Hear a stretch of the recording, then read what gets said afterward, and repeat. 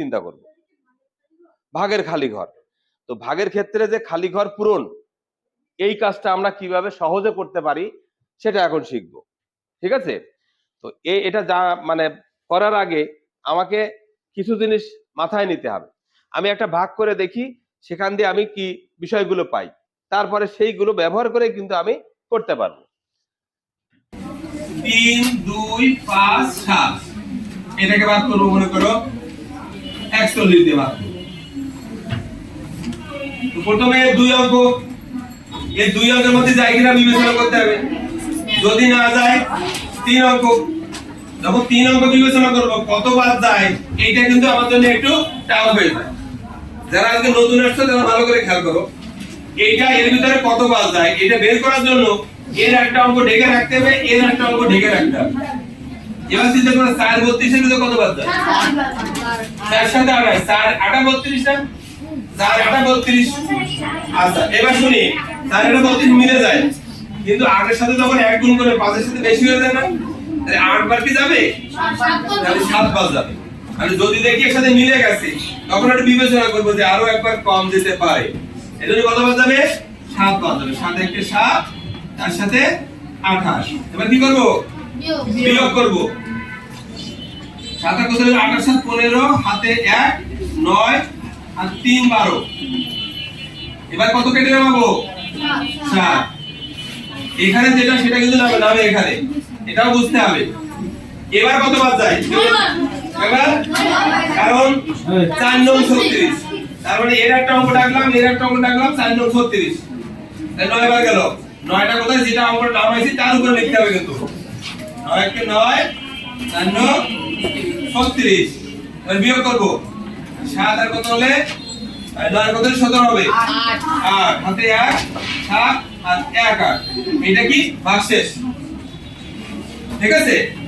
এইবার বলো তো এই সংখ্যাটা কিভাবে পেয়েছো? 1 সাথে 9 গুণ করে এটা পেয়েছো।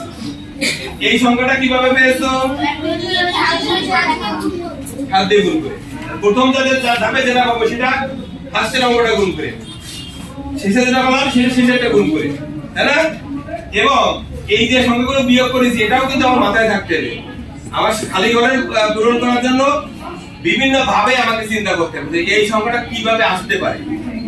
আমরা সাধারণত অনেকগুলো উপায় কিন্তু আমরা এই খালি ঘরের মান বের করতে পারি, কিন্তু আমাকে চিন্তা করতে হবে যে এটা কিভাবে আসতে পারে।